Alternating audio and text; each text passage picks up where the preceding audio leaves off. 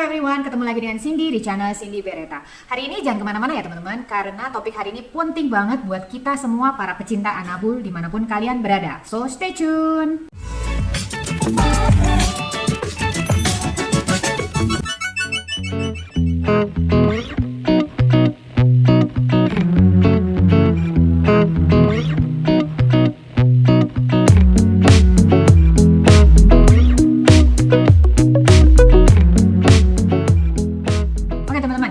Saya sebelumnya yaitu tentang ringworm ya, kita kan ngebahas penyakit apa sih yang bisa nular dari hewan ke manusia. Dan hari ini kita akan ngomongin rabies. Kenapa penting banget? Ada 3 hal nih teman-teman. Satu, udah pasti karena ini bisa nular dari hewan ke hewan lainnya dan bahkan juga kita ke manusia. Yang kedua adalah karena kalau ini tidak ditangani dengan cepat, maka fatalitas yang terjadi bisa sampai 100%. Artinya kalau misalnya terkontrak dengan virus ini, kalau tidak ditangani dengan cepat dan benar, maka udah pasti otomatis bisa fatal ya. Kemudian yang ketiga, sebarannya itu masih sangat luas, baik di Indonesia maupun di dunia. Di Indonesia sendiri ya, dari 34 provinsi, hanya 8 provinsi yang sudah bebas rabies. Oke teman-teman, tanpa basa-basi lagi, mari kita telisik apa sih rabies itu. Dan buat teman-teman yang pengen menanyakan informasi lain atau ingin sharing info tambahan mengenai virus rabies ini, monggo silahkan tulis di kolom komennya. Rabies adalah penyakit yang berbahaya yang disebabkan oleh virus rabies dengan nama ilmiahnya yaitu Rabies lizardvirus. Penyakit ini menyerang sistem saraf dan pada akhirnya sampai juga pada bermuara di sistem saraf pusat atau di otak ya. Yang bisa terdampak oleh virus ini adalah semua mamalia. Lalu apa yang disebut mamalia ya? Mamalia itu adalah semua hewan yang berdarah panas, kemudian ada tulang belakang, lalu juga berbulu. Misalnya anjing, kucing, monyet, musang, kelelawar, dan juga bahkan sapi, kuda, kita manusia pun tergolong mamalia. Penularan yang utama terjadi karena gigitan dari hewan yang tertular oleh virus rabies ini kepada hewan lainnya atau kepada manusia. Jalur penularan lainnya itu bisa terjadi melalui sekresi saliva dari rabid animals. Rabid animals ini adalah hewan yang terinfeksi oleh virus rabies ya teman-teman. Jadi sekresi dari air liur dari rabid animals ini mengenai langsung luka baru yang terbuka pada permukaan kulit atau juga mengenai permukaan mukosa kita. Mukosa itu teman-teman yaitu kayak lubang hidung, mata, telinga atau genital. Jadi misalnya ya teman-teman, kayak kita nggak sengaja kecakar atau kegigit kecil ya, kecakar kayak scratch gitu oleh hewan yang tertular oleh virus rabies ini, maka itu udah potensi untuk transmisi. Bahkan kalau misalnya kita cuman kejilat ya, jadi kita kebetulan ada luka di kulit, terus nggak sengaja ada hewan yang ngejilat gitu, nah itu bisa potensi untuk tertransmisi virus rabiesnya itu. Berdasarkan data dari WHO, dari seluruh kasus rabies di dunia yang dilaporkan, 95% teman-teman itu berada di Asia dan Afrika. Di Indonesia sendiri kasus rabies itu sebenarnya sudah ditemukan dari sejak lama banget, yaitu di tahun 1884. Dan hingga kini sudah menyebar ke banyak provinsi di Indonesia. Bahkan di tahun 2020 itu hanya 8 provinsi di Indonesia yang statusnya itu bebas rabies. Di mana aja itu provinsinya? Nah, ini kita lihat di tayangan layar ini.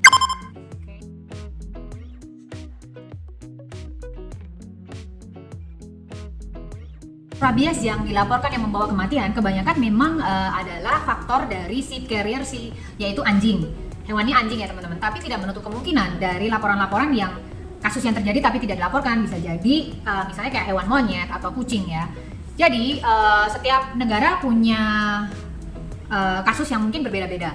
Contohnya di Amerika tuh 90% kasus yang rabies yang terjadi yang membawa kematian itu disebabkan oleh gigitan hewan liar. Jadi bukan anjing peliharaan mereka yang kayak domestic pet gitu ya, kayak domestic dog gitu-gitu, dia enggak, tapi justru gigitan hewan liar. Hewan liarnya antara lain adalah kayak rubah, musang, kemudian rakun ya, mereka kan banyak rakun ya, dan juga kelelawar. Dan dari laporan yang terbanyak justru di Amerika itu mereka kasus kematian disebabkan oleh gigitan kelelawar. Dengan hanya melihat sekilas pada hewan, sebenarnya kita nggak pernah bisa tahu dia ini kena rabies atau enggak, apalagi di tahap-tahap awal banget ya. Sebelum gejala klinis muncul itu kita nggak bisa tahu. Yang bisa kita lakukan adalah melakukan tes di laboratorium. Jadi hewan itu kita tangkap, kemudian kita tes, lalu kita lihat di laboratorium apakah sebenarnya dia itu kena rabies atau enggak. Tapi kadang-kadang juga kita nggak bisa menemukan gitu. Jadi biasanya kebanyakan yang terjadi adalah setelah hewannya ini muncul gejala, kemudian mereka meninggal, lalu dilakukan postmortem. Jadi tes sesudah kematian terjadi untuk memastikan ini sebenarnya dia mati kenapa. Nah, disitulah baru kelihatan bahwa dia benar-benar rabies. Masa inkubasi pada manusia atau hewan itu sangat bervariasi, teman-teman. Jadi semua tergantung dari size atau spesies dari hewannya itu apa, kemudian letak dari luka itu ada di mana gitu. Kemudian juga jumlah atau tipe virus yang masuk dan juga imunitas dari tubuh masing-masing individu itu sangat menentukan masa inkubasinya. Semakin kecil spesiesnya dan juga semakin parah luka yang ditimbulkan karena gigitannya tadi, dan juga letaknya misalnya dari bahu ke atas terjadi posisinya, kemudian imunitas dari tubuhnya itu rendah atau sama sekali tidak ada titer antibodi terhadap rabies, maka masa inkubasinya akan lebih cepat. Oke, sejak digigit ya teman-teman, virus itu harus berjalan dari tempat di mana dia tergigit posisinya sampai pada sistem saraf pusat, yaitu yang di kepala ya. Dan masa inkubasi ini biasanya sekitar 3-12 minggu. Tapi semua itu tidak menentukan pasti seperti itu, tapi bisa lebih cepat atau lebih lambat.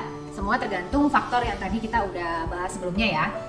Ketika virus berjalan sampai di saraf otak atau di sistem saraf pusat, maka virus ini mulai bermultiply dengan cepat ya teman-teman, dan dia mengalir juga ke kelenjar saliva. Di sini maka mulailah muncul gejala klinis. Lemah, kejang, kemudian juga nafsu makan mulai berkurang. Yang paling sering tanda-tandanya adalah banyak air liur yang berlebihan atau kadang juga berbusa di mulutnya. Lalu juga susah untuk menelan. Lalu ada juga beberapa hewan yang jadi sensitif terhadap cahaya gitu. Dan ada perilaku yang mulai kelihatan berbeda ya teman-teman. Jadi lebih agresif dan juga menyerang yang tanpa sebab gitu. Tapi di beberapa hewan lainnya, yaitu terutama hewan liar ya, yang biasanya mereka itu kan sulit untuk dipegang. Tapi kalau dia terinfeksi dan menunjukkan gejala, dia malah gampang untuk dipegang, kayak tame gitulah, jinak gitu. Kemudian terjadi paralysis atau kelumpuhan, dan juga perilaku yang coba menggigit-gigit objek, tapi sebenarnya itu nggak ada objeknya. Jadi karena yang diserang adalah sistem saraf yang di otak, sehingga mereka menampilkan perilaku-perilaku yang nggak biasanya dan sedikit bersifat kayak gila gitu. Makanya disebutnya, kalau rabies itu di Indonesia seringnya disebut virus anjing gila. Sejak gejala klinis muncul, biasanya hewan itu hanya bisa bertahan selama 7 hari dan kemudian meninggal. Masa inkubasi pada manusia juga bervariasi teman-teman. Time frame-nya ada sekitar 2-3 bulan. Tapi ada juga yang lebih cepat, 1 minggu. Atau ada juga yang lebih lama, misalnya 1 tahun, itu juga ada. Jadi sangat berbeda-beda tergantung dari faktor yang menentukan, seperti yang sudah kita bahas di awal tadi. Gejala yang dialami oleh manusia awalnya yaitu seperti kayak orang sakit flu nih teman-teman. Kayak badannya jadi nggak enak, kemudian demam, sakit kepala. Terus juga kita ngerasain itu kesemutan kayak tingling ya, tapi nggak bisa dijelaskan. Kita juga akan ngalamin sensasi terbakar atau paresthesia, kayak gatal di tempat yang tercakar atau tergigit tadi. Yang pertama adalah rabies yang ganas. Ini biasanya gejala yang muncul adalah kayak hiperaktif, jadi kayak ketakutan yang berlebihan terhadap air atau aliran udara. Nah, yang udah kayak misalnya kayak begini teman-teman, ini biasanya nggak akan lama dan tidak akan lama, dan kemudian akan jadi fatal dalam beberapa hari dan tidak tertolong. Tapi yang satunya lagi adalah gejala rabies paralitik, yaitu secara perlahan-lahan. Jadi misalnya digigit di bagian kaki. Nah, nanti dia akan mengalami, otot itu mengalami kelumpuhan yang bertahap dari kaki menuju ke atas sampai pada saat virusnya mencapai sistem saraf pusat, maka dia akan bisa jadi koma karena ada inflamasi di otak, dan kemudian barulah mengalami kematian. Nah, teman-teman, rabies ini kalau sampai sudah muncul gejala klinis baik pada manusia atau pada hewan, maka sebenarnya itu udah nggak ada harapan sih. Jadi harapannya sangat kecil untuk bisa sembuh, dan biasanya hampir 100% itu akan fatal. Walaupun sedemikian mengerikan penyakit rabies ini ya teman-teman, dan hampir fatalitasnya itu hampir 100% apabila sudah muncul gejala klinis ya. Tapi sebenarnya penyakit ini tuh bisa dicegah. Untuk mencegahnya itu harus kita mulai dari hewannya dulu, karena hewanlah yang menularkan kepada hewan lain dan juga mungkin potensi untuk menggigit manusia. Jadi untuk mencegahnya kita harus fokus pada carrier-nya, penyebarnya, yaitu si hewan tadi. Kunci utamanya adalah vaksin rabies. Lalu yang kedua adalah kalau kita punya hewan binatang, apalagi di daerah yang masih belum free rabies, maka jangan biarkan hewan kita berkeliaran di luaran.